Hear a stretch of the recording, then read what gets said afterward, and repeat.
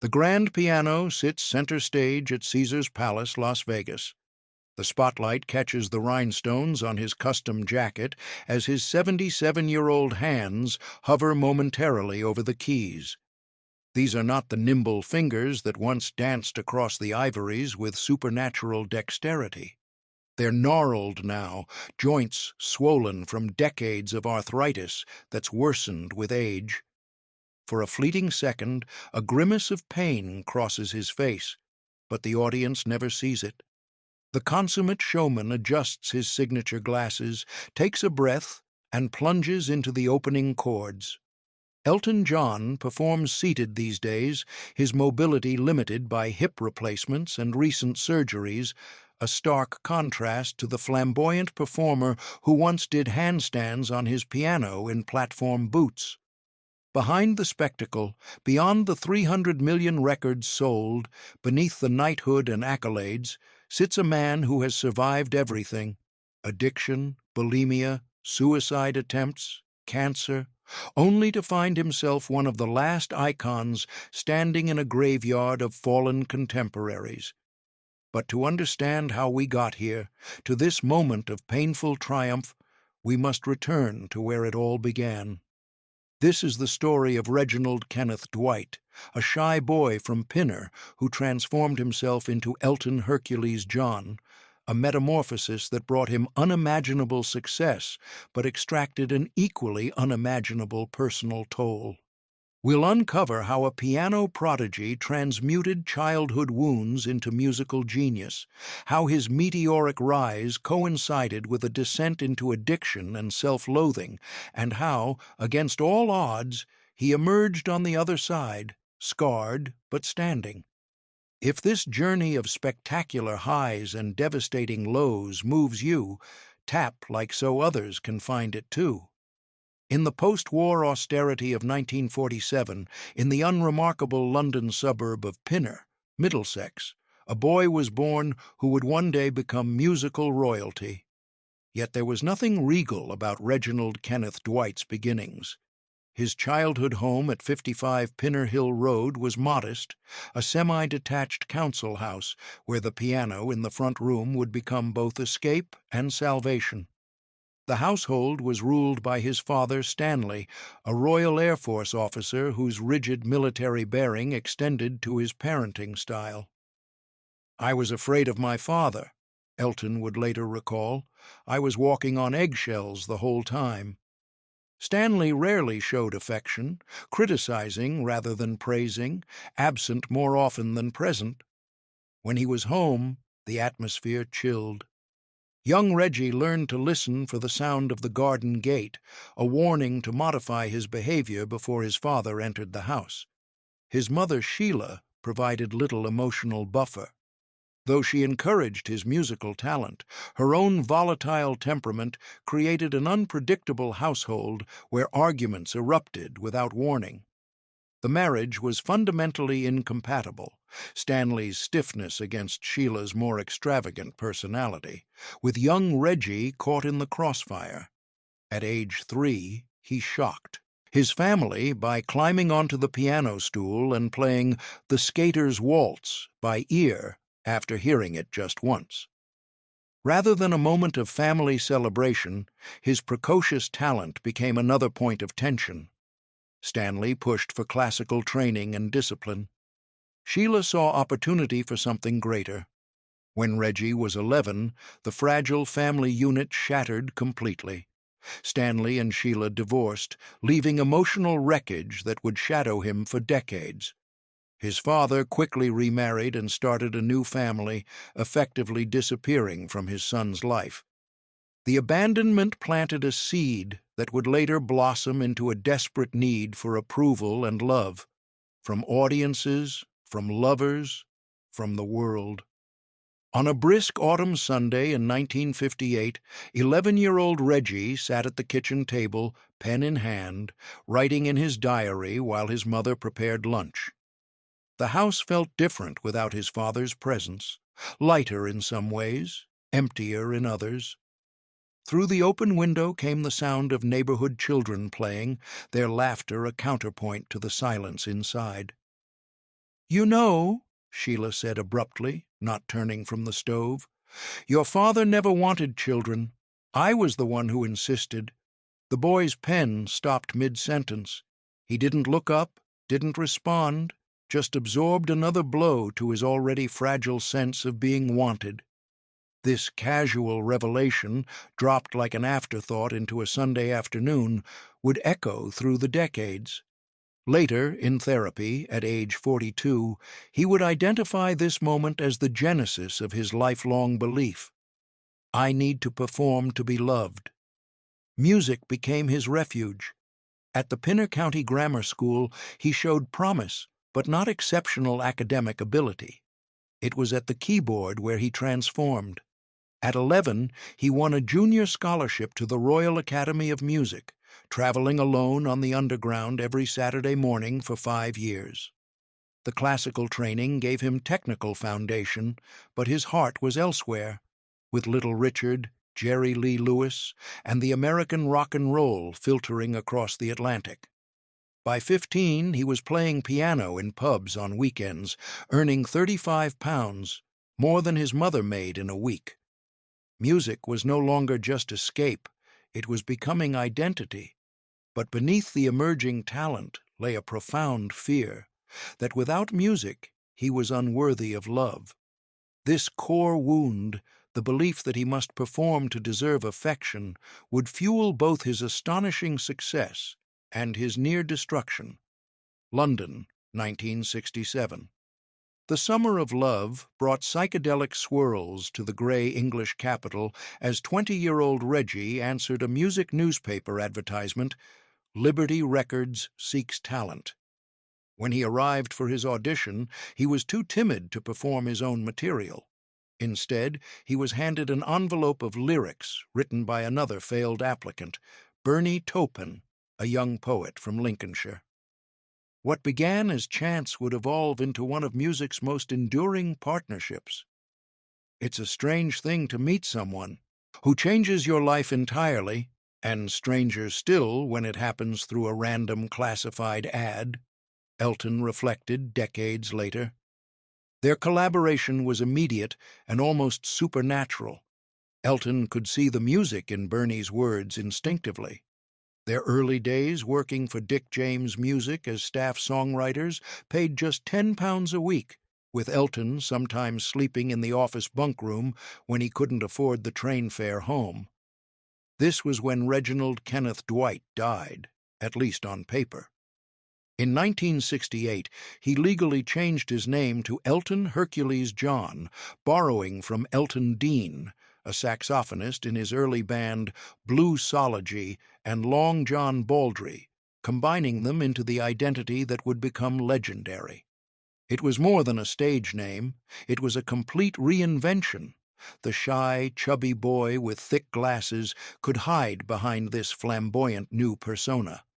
The transformation accelerated. His 1970 American debut at the Troubadour Club in Los Angeles became instant music industry folklore. "I went on stage as Reg Dwight and came off as Elton John," he said of that pivotal performance.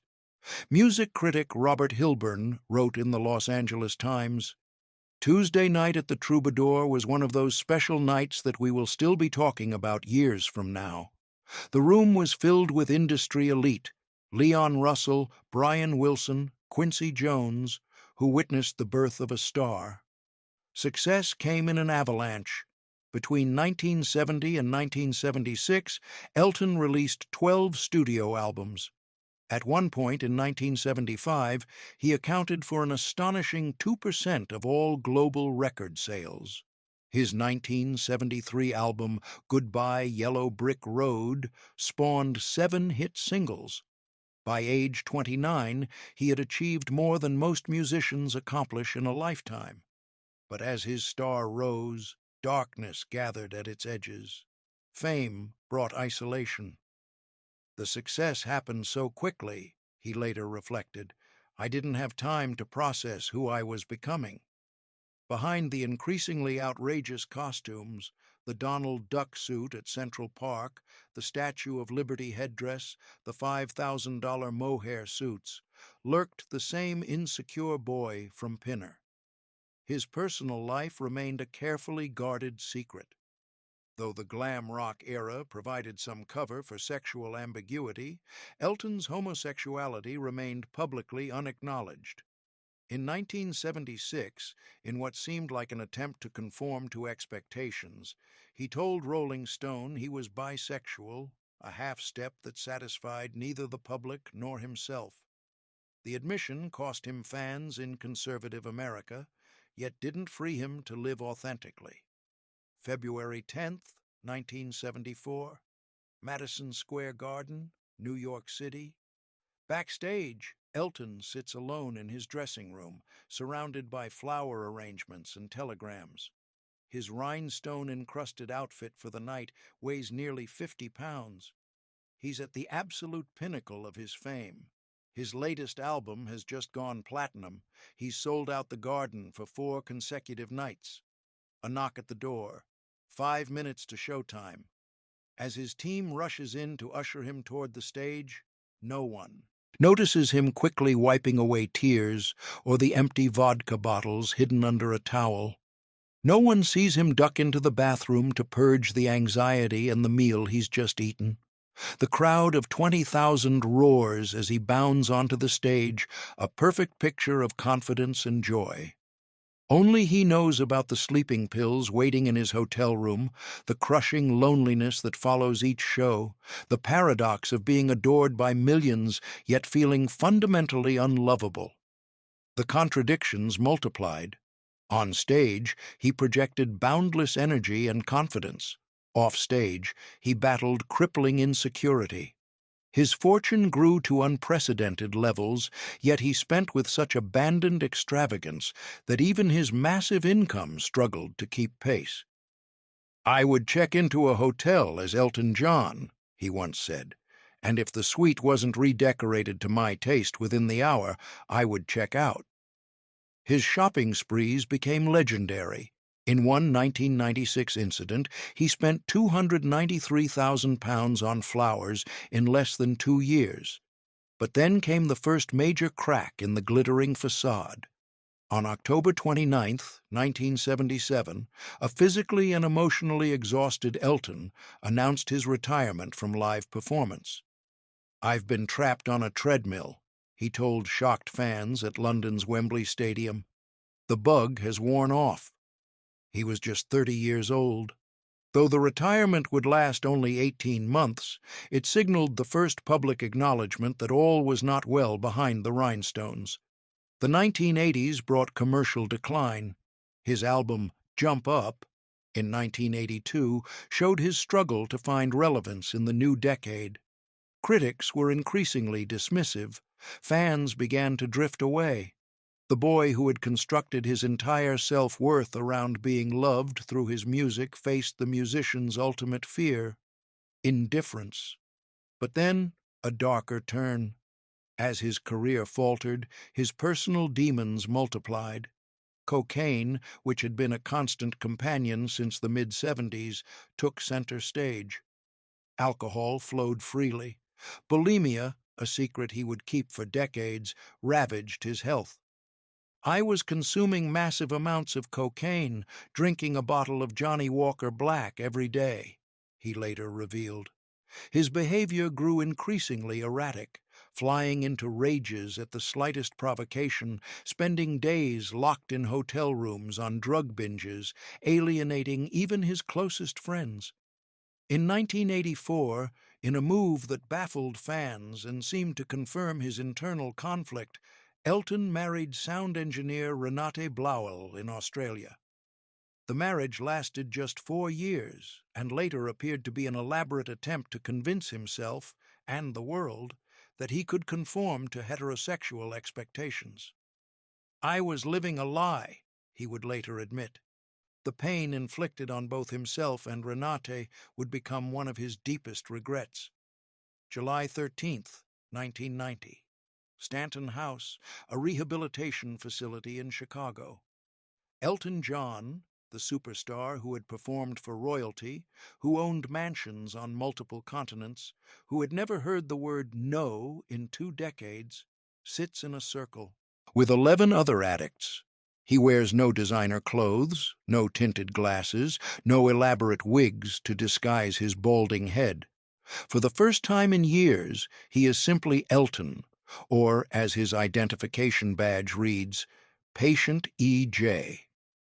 "My name is Elton, and I'm an alcoholic, a drug addict, and bulimic," he says, voice barely above a whisper. This admission, after years of denial, after countless friends' interventions rejected, after a suicide attempt where he swallowed 60 Valium pills and jumped into his swimming pool shouting, "I'm going to die," marked the true turning point. Rock bottom arrived not with career failure, he was still selling out arenas, but with personal disintegration. The cocaine-fueled paranoia had reached such levels that he would stay awake for days, drawing the curtains, convinced the wind was actually people talking about him. The bulimia had caused severe damage to his esophagus. His rage was so volatile that he would smash hotel rooms over minor inconveniences like a fan asking for an autograph at dinner. "I had everything materially," he later reflected about this period, "but I was the loneliest person in the world." The 6 weeks that followed in rehab stripped away everything: the wealth, the fame, the elaborate defenses. For the first time since childhood, he was forced to confront Reginald Kenneth Dwight, the wounded boy beneath the Elton John persona. "Getting sober was the toughest and at the same time most wonderful thing I've ever done," he said. "I had to learn everything from scratch, how to function as a human being." The physical sobriety came faster than emotional recovery. For a man who had spent decades numbing his feelings with substances and distractions, facing reality raw was excruciating. The early 1990s became a period of painful reconstruction, of identity, career, and purpose. Professionally, he faced a landscape transformed. The music industry that had once bowed to his every whim now chased younger stars. Radio programmers considered him past his prime. His 1992 album, The One, though critically respected, couldn't match his 1970s commercial success. Then came the deaths. In 1990, his bass player and close friend Dee Murray died of a stroke at age 45. In 1991, Freddie Mercury, one of his closest friends and creative inspirations, succumbed to AIDS. Ryan White, the young hemophiliac AIDS patient whose friendship had helped inspire Elton toward sobriety, had died in 1990 at just 18. The AIDS epidemic swept through Elton's social circle with devastating efficiency, leaving him to attend funeral after funeral. "There was a 6-month period where I went to a funeral every week," he recalled, the pain still evident decades later. "These were my friends, my colleagues, people I loved, and they were just disappearing." Grief compounded grief. In 1997, another devastating blow. Princess Diana, whose friendship had been one of his most treasured, died in Paris. Their bond had been genuine and deep. Both understood the peculiar isolation of fame. Both struggled with eating disorders. Both navigated the relentless spotlight. Her death shattered him, yet thrust him back into the public consciousness when he performed a revised version of one of his classic songs at her funeral, watched by an estimated 2.5 billion people worldwide. Behind closed doors, Elton's emotional health remained fragile. Sobriety had removed his chemical coping mechanisms, but left him vulnerable to old patterns. His spending became even more extreme, a symptom of the emptiness he still felt. Financial advisors warned of impending disaster despite his enormous wealth. In 1998, he faced a bitter £20 million lawsuit with his former manager John Reed, forcing private details of his lavish spending into public view. Court documents revealed he had spent nearly £40 million over 20 months, an average of £1.5 million per month, including £9.6 million on property and £293,000 on flowers. His relationship with his mother deteriorated into open hostility. When she sold personal letters, he had written her for £28,000 to pay for a new kitchen. The betrayal cut deeply. They would not speak for 8 years. The family wound from childhood, reopening in his 6th decade. December 25, 2000. Elton sits alone in his Atlanta home, surrounded by elaborate Christmas decorations, but no family or friends. His sobriety has held for a decade, but on this day, the loneliness is suffocating. Outside, security guards patrol the perimeter of his property, keeping the world at bay while inadvertently walling him in. On the coffee table sits an untouched feast prepared by his chef, a man paid handsomely to cook for one. The vast mansion echoes with emptiness. He picks up the phone to call his mother, then sets it down again, the years of estrangement too heavy a weight to lift even on this day. For a man who has sold out stadiums, the silence of his own home is the loudest sound he's ever heard. The turn of the millennium brought health crises that couldn't be dismissed as the consequences of excess. In 1999, he was fitted with a pacemaker after suffering from an irregular heartbeat. Despite his sobriety, the physical toll of his previous lifestyle was becoming evident. Years of bulimia had damaged his teeth, requiring extensive dental work. His once thick hair had thinned dramatically, leading to multiple hair transplants that failed to take, a source of ongoing insecurity. In 2017, while touring South America, he contracted a potentially deadly bacterial infection that forced him into intensive care. 2 months later, he was back performing, but the brush with mortality left its mark. Later that same year came the prostate cancer diagnosis, followed by a surgery that left him incontinent for a time and suffering complications that nearly took his life. "I was 24 hours from death," he revealed later. "I had to learn to walk again." For a performer whose identity had always been tied to seemingly inexhaustible energy, these physical limitations forced a painful reckoning. The man who once performed 84 shows in 84 different cities now required extended recovery periods between appearances. Arthritis made playing piano, the very foundation of his musical identity, increasingly painful. The voice that had roared through stadiums began to show signs of age and wear.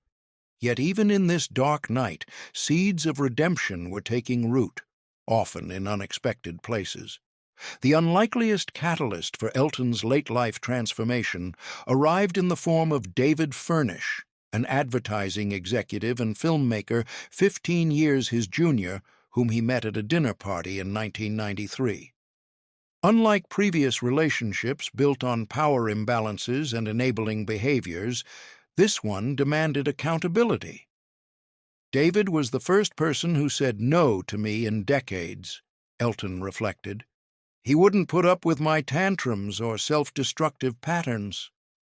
The relationship flourished where others had withered, leading to their civil partnership in 2005, the first day such unions became legal in England, and marriage in 2014, when same-sex marriage was legalized. Parenthood, a prospect that once seemed impossible, arrived in 2010 with the birth of their son Zachary via surrogate, followed by Elijah in 2013. For a man whose own childhood had been marked by emotional neglect, becoming a father at 63 offered unexpected healing. "Having children made me realize what my own childhood lacked," he said. "I was determined they would know every day that they are loved unconditionally." Fatherhood transformed his priorities. The man who had once refused to fly commercial for decades now attended school functions and parent-teacher conferences. He scheduled tours around school holidays and FaceTimed his sons daily when away. The outrageous spending habits moderated, though never quite disappeared, as he found greater satisfaction in family life than acquisition.